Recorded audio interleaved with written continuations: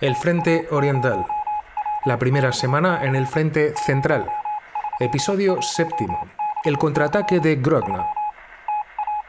Día 23 de junio. Éxito de Hoth en Alitus.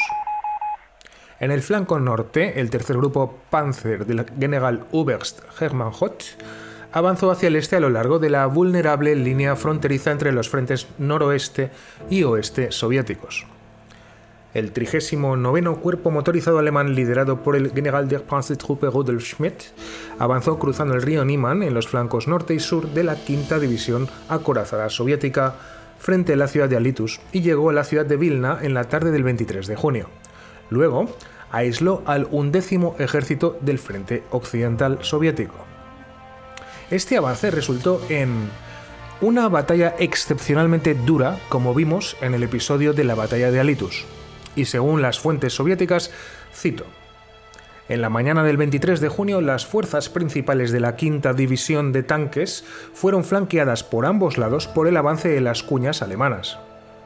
En condiciones extremadamente desfavorables, la división soviética perdió, según diversas estimaciones, de 70 a 90 tanques, mientras que las pérdidas irrecuperables alemanas ascendieron a solo 11 tanques, eso según fuentes alemanas, de los cuales 4 aparentemente eran Panzer IV o Panzer IV, equipados con el cañón corto de 75 mm de baja velocidad.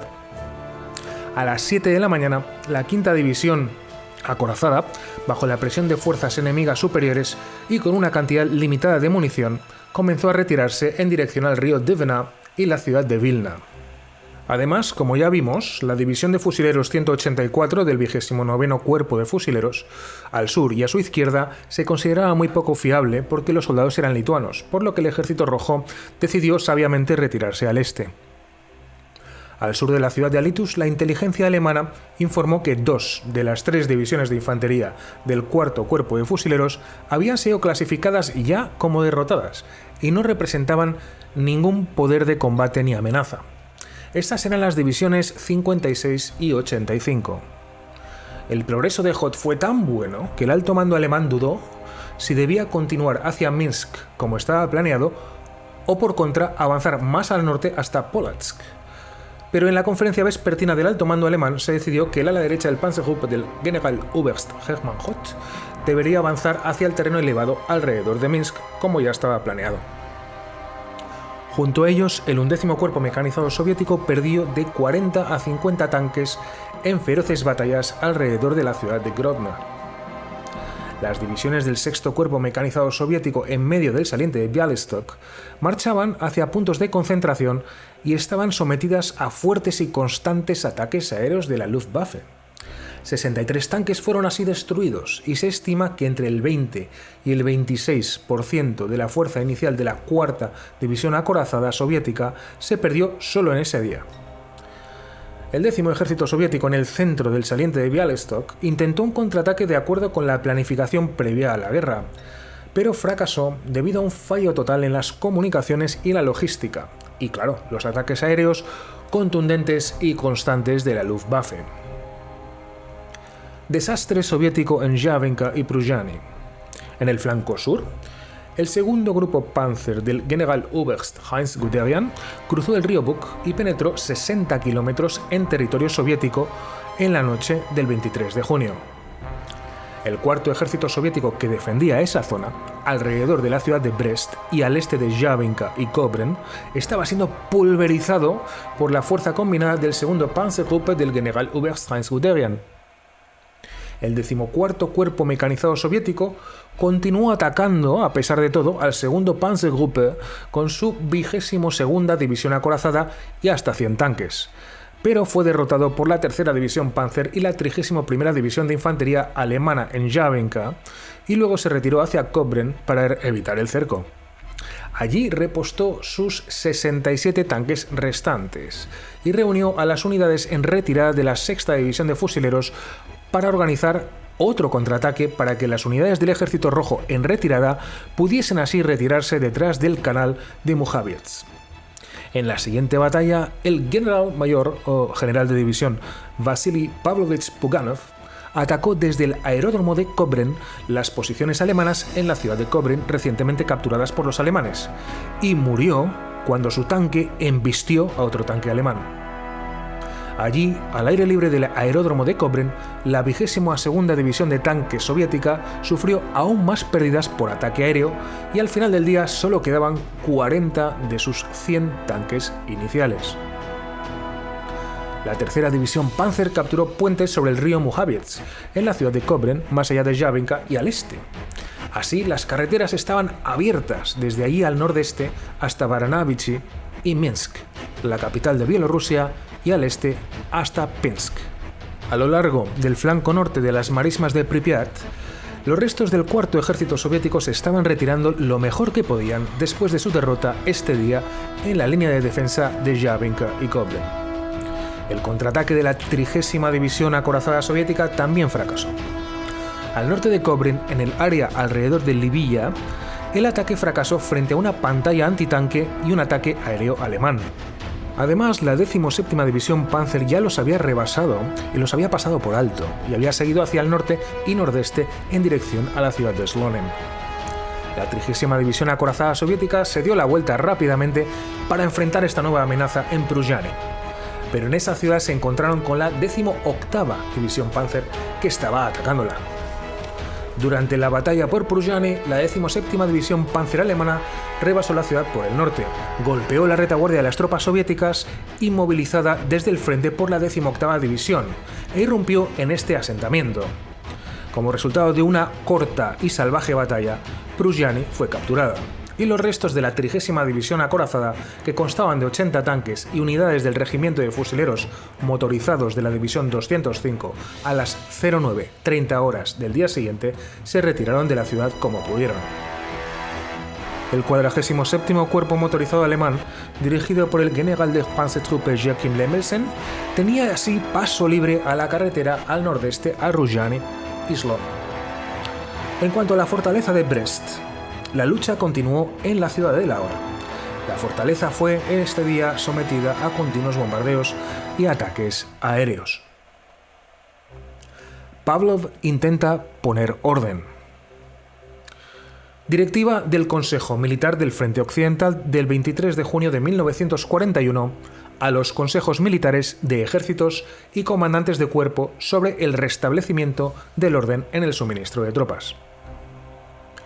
La experiencia del primer día de guerra muestra la desorganización y el descuido de muchos comandantes, incluidos los grandes jefes. Todos los comandantes empiezan a pensar en suministrar combustible, proyectiles, munición, solo cuando los suministros ya se están agotando, mientras que una enorme masa de automóviles se afana en evacuar a las familias del Estado Mayor, que también van escoltados por el Ejército Rojo, es decir, por tropas de combate.